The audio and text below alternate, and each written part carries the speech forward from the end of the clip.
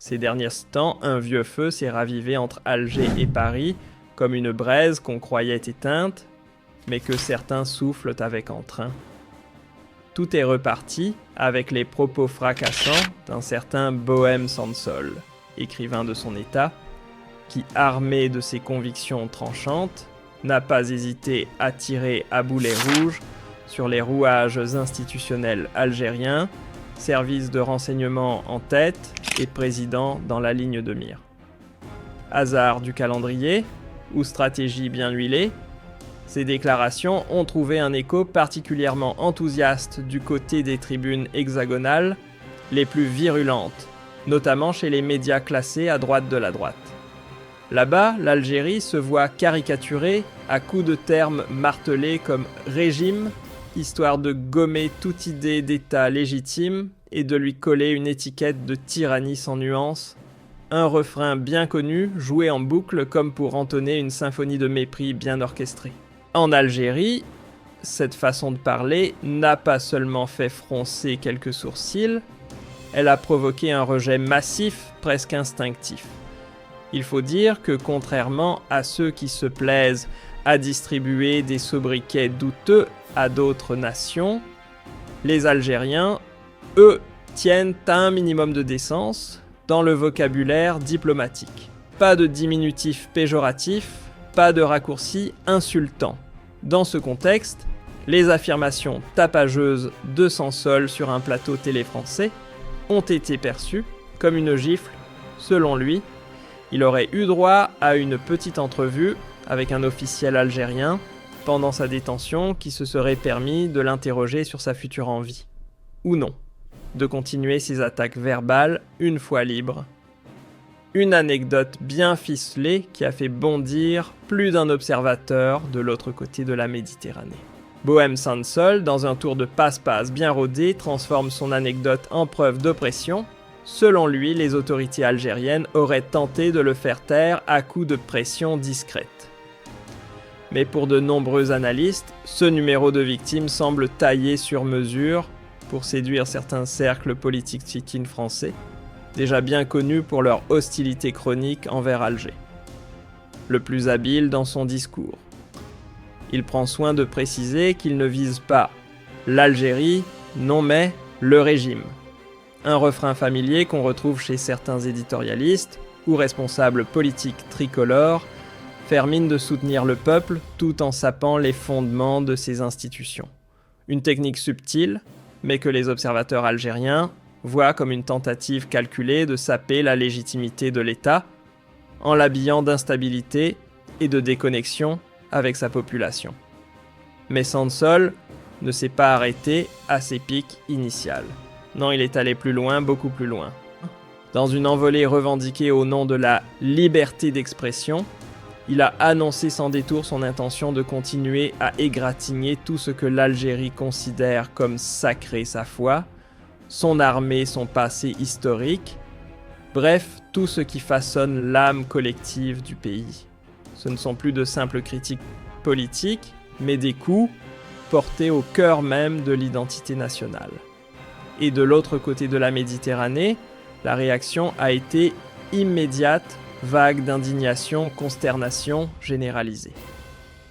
Car là, on ne parle plus d'idées, mais d'un affront direct à ce que l'Algérie chérit comme fondement de sa mémoire et de sa dignité.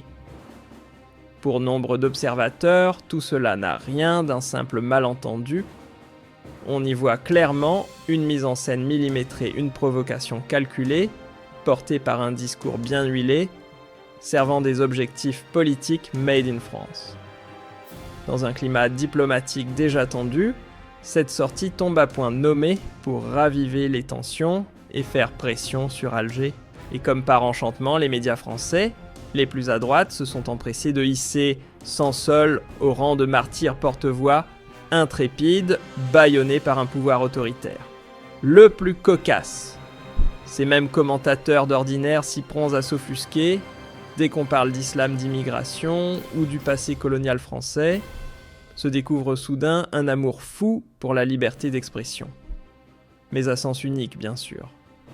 À force de mesurer la liberté d'expression à géométrie variable, certains analystes algériens n'y voient plus qu'un écran de fumée. Pour eux, le soutien bruyant de la droite française à Sansol n'a rien d'un noble combat pour les droits fondamentaux, mais tout d'un outil cynique pour égratigner encore un peu plus l'image de l'Algérie sur la scène internationale. Il faut dire que chaque crise entre Paris et Alger semble toujours finir par retomber sur un terrain bien connu, celui glissant de la mémoire coloniale. Car au fond, les relations entre les deux pays n'ont jamais été un long fleuve tranquille, elles portent toujours les cicatrices de l'histoire marquées au fer rouge par des décennies d'occupation et un passé qui ne passe pas. À chaque montée de tension, c'est toujours le même disque qui repasse, menace voilée, mise en garde dramatique et ce vieux refrain de la peur politique. La recette est connue, faire vibrer l'opinion publique algérienne en amplifiant les voix dissidentes ou les critiques du pouvoir. Mais l'Algérie d'aujourd'hui n'est plus celle d'hier. Officiellement, elle le dit clairement fini, le temps où elle pliait sous la pression. Ces dernières années ont vu naître une nouvelle posture forgée par une souveraineté politique affirmée et une stratégie d'ouverture vers des partenaires internationaux variés. Autrement dit, les tentatives de manipulation n'ont plus prise sur un pays qui a appris à tracer sa route en toute indépendance. Pas besoin de décodeur pour comprendre le message d'Alger tendre la main, oui, mais pas pour attraper du vent. La récente opération de charme lancée par Paris, qui prétendait vouloir tourner la page rapidement, a été perçue côté algérien comme un jeu de dupes. Car derrière les belles paroles sur la réconciliation, aucun geste concret, aucune avancée réelle sur les exigences essentielles, vérité historique, respect de la mémoire, actes tangibles. Le président algérien sans ambages a décliné à plusieurs reprises les invitations de son homologue français. Une manière nette et sans détour de rappeler que les accolades diplomatiques ne suffisent plus. L'Algérie ne se contente plus de promesses, elle attend des preuves et surtout du respect. Pendant ce temps-là, dans les couloirs feutrés de la droite française, certains n'ont pas manqué de s'indigner, mais contre leur propre camp, le motif, l'affaire Sansol exfiltrée d'Allemagne vers la France sans tapis rouge ni fanfare officielle. Un accueil glacial que ces voix conservatrices ont brandi comme preuve d'un gouvernement trop conciliant envers Alger.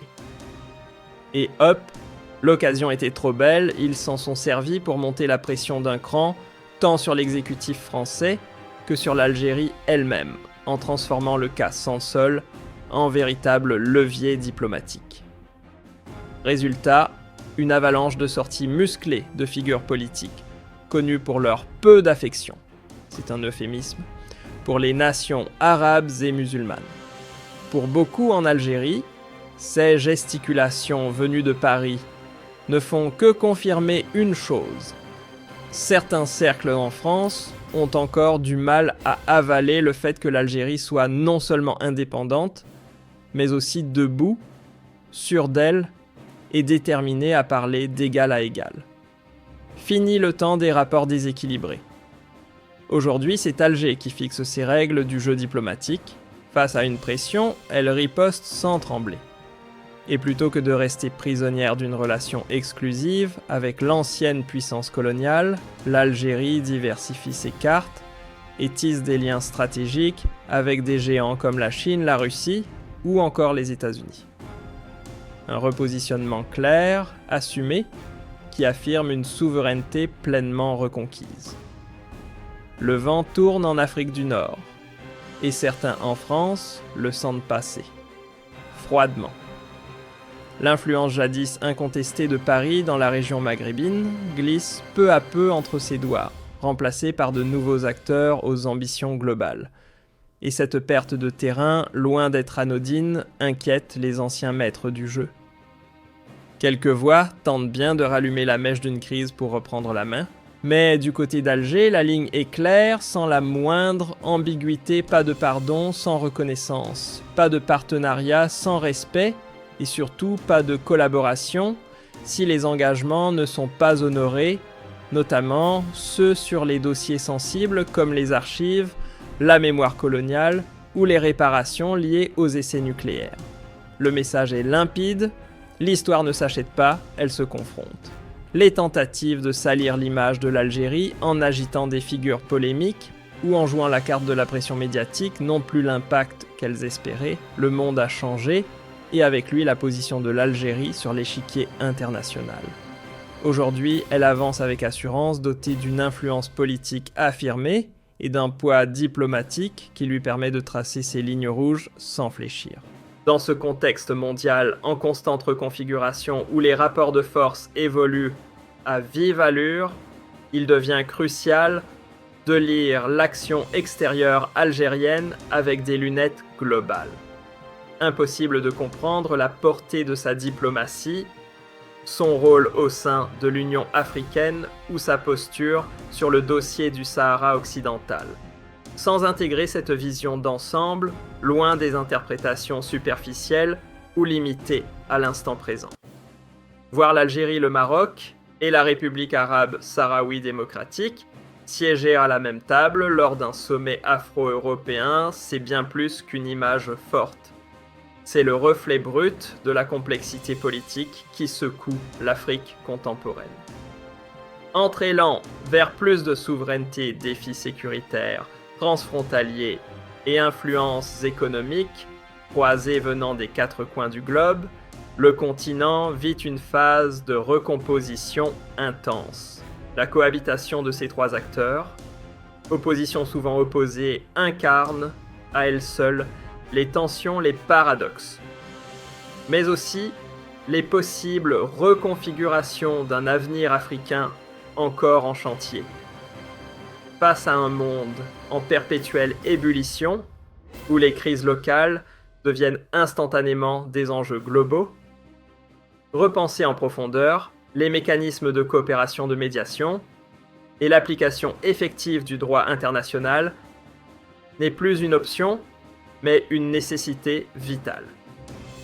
Des zones comme le Sahel ou le Sahara occidental, longtemps perçues comme périphériques, sont désormais au cœur de dynamiques stratégiques, planétaires, flux migratoires, appétits énergétiques, confrontations militaires, larvées et jeux d'influence économique s'y croisent et s'y chevauchent. Dans cette architecture en mouvement, le rôle de l'Algérie ne se résume ni à la neutralité polie, ni au simple rôle d'arbitre.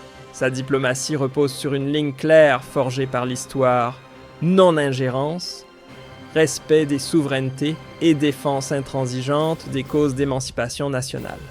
Ce cap enraciné depuis l'indépendance peut sembler rigide à certains observateurs. Mais dans un monde où les alliances valsent au gré des intérêts du moment, cette constance devient une boussole. Une forme de stabilité doctrinale que peu de pays peuvent revendiquer avec autant de cohérence. En maintenant le cap de sa diplomatie fondée sur les principes, l'Algérie martèle une vérité essentielle, la paix, la vraie, celle qui dure et rassemble, ne surgit jamais du fracas des armes, ni des accords économiques dictés par des intérêts égoïstes. Elle ne se décrète pas, elle se construit. Et pour cela, il faut du dialogue, mais pas à sens unique. Il faut inclure, écouter, respecter. Respecter les décisions collectives, les résolutions internationales et surtout remettre l'humain, pas les profits, pas les rapports de force, au cœur des priorités politiques. C'est cette vision éthique et profondément politique que l'Algérie continue de défendre sur toutes les scènes régionales et globales. Le dossier du Sahara occidental, souvent ignoré, des gros titres malgré son poids stratégique évident, reste l'un des derniers témoins vivants des décolonisations inachevées de notre époque. Ce conflit que beaucoup préfèrent glisser sous le tapis reflète une fissure profonde dans l'architecture du droit international. Pourquoi ? Parce qu'à chaque fois que les grandes puissances sentent leurs intérêts économiques ou géopolitiques menacés, les principes universels deviennent soudainement optionnel. Le silence autour de cette crise n'est donc pas un oubli, c'est un symptôme d'un système mondial qui peine à faire respecter ses propres règles quand elles dérangent les plus influents. La République sahraoui ne siège pas dans les institutions africaines pour faire joli ou par pure nostalgie militante. Sa place y est le fruit d'une légitimité institutionnelle incontestable, ancrée dans le droit panafricain. Remettre cela en cause, ce serait remettre en question les piliers mêmes sur lesquels repose l'Union africaine. Et même si le Maroc, adversaire historique de la RASD, choisit de rester à la table des sommets sans protester ouvertement, cela en dit long. Ce silence diplomatique, qu'il soit tactique ou contraint, vaut bien plus qu'un simple désaccord feutré. Il reconnaît de facto une réalité continentale qu'aucune manœuvre bilatérale ni initiative isolée ne peut effacer. Le dossier sahraoui, loin d'être clos, reste au centre du jeu géopolitique africain. Les grandes puissances, derrière le voile de la communauté internationale, sont aujourd'hui, face à un tournant historique, continuées à gérer les crises mondiales à géométrie variable, ou enfin assumer une ligne de conduite juste et cohérente. Car on ne peut plus prêcher la paix tout en contournant la justice. Privilégier la stabilité de façade en sacrifiant les droits fondamentaux n'est plus tenable.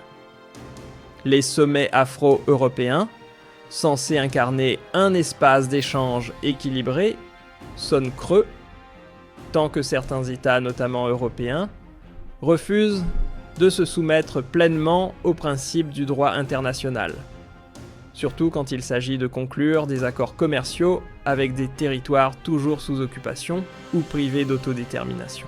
Tant que ce double jeu perdure, la crédibilité de ces dialogues reste gravement entamée. Ce dilemme, souligné à plusieurs reprises par les instances judiciaires européennes elles-mêmes, reste un véritable point de tension dans les relations entre l'Europe et l'Afrique. Il révèle la coexistence de deux visions radicalement opposées du droit. L'une le voit comme un ensemble de normes universelles, immuables et applicables en toutes circonstances. L'autre le manipule comme un outil flexible, adaptable aux intérêts du moment. Dans ce contexte, la position algérienne, parfois perçue comme rigide par certains partenaires européens, n'est en réalité qu'une affirmation cohérente de la légalité internationale. L'objectif : empêcher que les principes fondamentaux du droit ne deviennent de simples accessoires décoratifs dans les négociations diplomatiques soumis aux caprices des puissances ou aux agendas temporaires. Malgré les pressions répétées, les manœuvres médiatiques et les tentatives de déstabilisation venant de certains cercles politiques, intellectuels ou journalistiques français, souvent issus de mouvances conservatrices ou historiquement réfractaires à l'Algérie, le pays refuse de céder le moindre pouce. Alger campe sur une ligne de fermeté assumée, faite de vigilance constante et d'une souveraineté pleinement revendiquée. Les faits parlent d'eux-mêmes. Qu'il s'agisse de politique intérieure ou d'action diplomatique, l'Algérie rappelle inlassablement que son indépendance n'est pas négociable. Sa boussole repose sur des principes non marchandables. Respect réciproque entre États, défense absolue de son territoire, sauvegarde de sa mémoire nationale et protection de ses intérêts stratégiques, quels qu'ils soient et où qu'ils se situent. La posture algérienne ne relève pas d'un simple geste symbolique, c'est une stratégie mûrement élaborée, pensée pour contrer les manipulations médiatiques et les réécritures opportunistes de l'histoire. Alger mêle habilement réalisme diplomatique, défense de son identité culturelle et cohérence étatique pour répondre aux pressions extérieures. Au fil du temps, le pays s'est doté d'une diplomatie agile et résolument multipolaire, multipliant les partenariats afin de s'affranchir des dépendances classiques. En tissant des relations solides avec des acteurs majeurs comme la Chine, la Russie, les États-Unis, mais aussi avec plusieurs nations africaines, arabes et européennes, L'Algérie s'est construit un arsenal d'influence lui permettant de tenir tête aux ingérences. Cette autonomie stratégique ne protège pas seulement son territoire et ses ressources, elle l'autorise également à peser réellement dans les dossiers régionaux et internationaux en affirmant sans détour ses choix, ses principes et son indépendance. Au cœur de la posture algérienne se trouve une dimension que le pays juge vitale, la sauvegarde de sa mémoire historique et culturelle. Chaque tentative venant de l'étranger, qu'elle provienne de médias partisans ou d'acteurs politiques, visant à déformer l'histoire, à amoindrir la portée de la lutte pour l'indépendance ou à discréditer les institutions nationales, se heurte à une riposte posée mais parfaitement calculée. Pour Alger, la mémoire n'est pas un simple vestige du passé, c'est un fondement de sa souveraineté. Un socle de légitimité autant interne qu'internationale, et l'un des ingrédients essentiels de la cohésion nationale. Ainsi, toute attaque contre ce récit historique n'est jamais traitée à la légère. Elle devient automatiquement un enjeu stratégique majeur. Cette vigilance permanente révèle la maturité politique de l'État algérien et sa détermination à protéger son identité narrative face aux distorsions extérieures. Sur la scène internationale, l'Algérie prouve qu'elle sait manier à la fois la main tendue et la ligne rouge. Elle reste ouverte aux alliances, mais seulement lorsque ces partenariats reposent sur une équité réelle et une reconnaissance explicite de ses intérêts nationaux. Pas question de subir des démarches imposées unilatéralement ou des tentatives de manipulation déguisées. Chaque geste suspect reçoit une réponse méticuleusement pensée, mêlant négociation, construction d'alliances solides et rappel ferme de ses principes. C'est précisément cette combinaison d'ouverture pragmatique et d'intransigeance stratégique qui permet à l'Algérie de conserver son poids régional et international, tout en protégeant sans concession ses priorités souveraines et les valeurs fondatrices de son identité politique. Sur les dossiers sécuritaires diplomatiques ou géostratégiques, l'Algérie s'affiche clairement comme un acteur qui trace sa propre voie. Elle décide seule, pose ses exigences autour de la table des négociations et ne fléchit devant aucune pression extérieure. Qu'il s'agisse de défendre son territoire, son économie, ses forces armées ou son patrimoine culturel, la souveraineté demeure son principe intangible. Alger démontre ainsi qu'un État peut conjuguer puissance, finesse diplomatique et légitimité historique pour s'imposer sur la scène mondiale sans jamais céder aux intimidations ni aux manipulations orchestrées par des puissances étrangères. Une indépendance assumée et surtout pleinement exercée. L'attitude adoptée par l'Algérie ne relève pas seulement du pragmatisme politique, elle porte également un poids symbolique considérable. À travers cette posture assumée, Alger envoie un message limpide à la communauté internationale. Elle n'est plus la spectatrice passive d'un ordre mondial en mutation, mais une puissance consciente de son rôle, prête à défendre ses intérêts essentiels et à préserver l'héritage culturel et historique qui fonde son identité. La souveraineté qu'elle revendique ne se réduit ni aux questions militaires ni aux enjeux économiques. Elle englobe la mémoire collective, les institutions, la cohésion du peuple et l'ensemble des valeurs qui cimentent l'État. Cette méthode, mûrie avec le temps, révèle la maturité politique du pays et la solidité de ses structures étatiques. Elle prouve qu'Alger sait conjuguer patience, vision long terme, détermination et finesse stratégique pour protéger ses droits et ses priorités. Toute tentative d'ingérence, de manipulation médiatique ou de déstabilisation se heurte désormais à une riposte contrôlée, réfléchie et ferme, fondée sur une lecture précise des rapports de force mondiaux. L'Algérie démontre ainsi qu'elle est capable d'évoluer dans un environnement international complexe, de maintenir intacte sa souveraineté et de défendre sa légitimité tout en restant fidèle à ses principes fondateurs et à son histoire. En combinant diplomatie maîtrisée, stratégie consistante, protection de sa mémoire nationale et attachement profond à ses valeurs, elle s'impose comme une puissance respectée et difficile à contourner. À toute entreprise cherchant à réduire son influence ou à ternir son image, elle oppose un État préparé, sûr de lui expérimenter et capable de garantir la continuité de son identité nationale face aux défis du XXIe siècle et aux pressions extérieures.